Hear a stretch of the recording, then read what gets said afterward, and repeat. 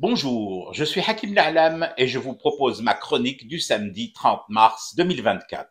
Elle s'intitule « Merci, mais ma flore intestinale est fortement irritable ». Haru, jaya min hayra, comme on dit chez moi. Ils ne savent plus comment faire et semblent dans un désarroi profond. Nos cousins gaulois ne savent pas où donner de la tête. Leur Assemblée nationale, à majorité Algérie française, et oui, quand tu fais les comptes, même au sein d'ailleurs de Renaissance, et ce n'est pas Édouard Philippe qui me contredira. Donc, leur Assemblée vient de voter une résolution condamnant le massacre par la police de Papon d'Algériennes et d'Algériens le 17 octobre 1961.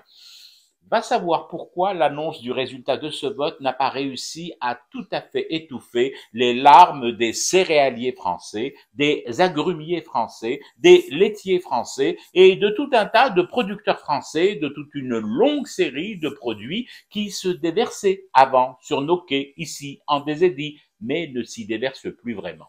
Et pour certains, n'ont pas posé pied, ou plutôt container, sur les nôtres de quai depuis un temps et des suicides en série de l'autre côté de la mer. Mais attention, je ne me réjouis surtout pas du suicide d'agriculteurs, non, je dis juste que les Désédiennes et les Désédiens ont décidé, un jour de beau soleil d'Algérie, disons un peu après décembre 2019, de varier les plaisirs de leur palais, de se donner autre chose à becqueter.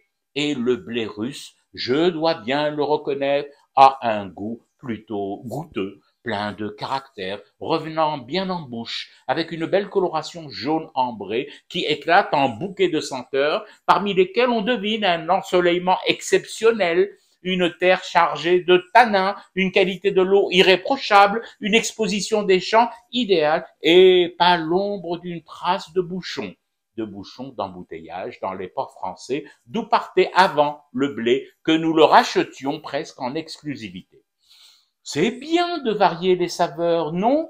Le même blé, toujours le même blé, à la fin ça en devient lassant. Tmel, mon ami de la coordination rurale RN Rassemblement National, surtout si ton blé et tes céréales, tu les accompagnes du même lait. Mon Dieu, l'overdose! Bonjour les matins réveil, Zama Cocorico.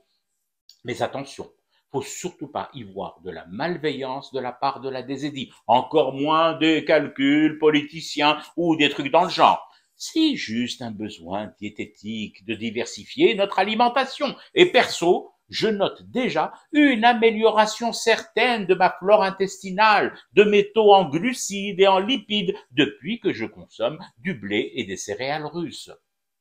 Le vote maintenant, pas demain et surtout pas avant, par l'Assemblée française d'une résolution condamnant le massacre des miens le 17 octobre 1961.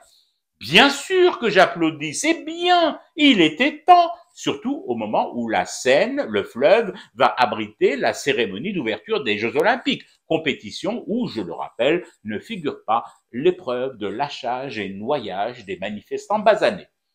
La détresse des agriculteurs français. Wallah que je compatis pleinement, même si honnêtement, ces derniers temps, je suis plus branché sur l'indemnisation en cours des miens d'agriculteurs après les incendies et les inondations qui ont touché leurs exploitations.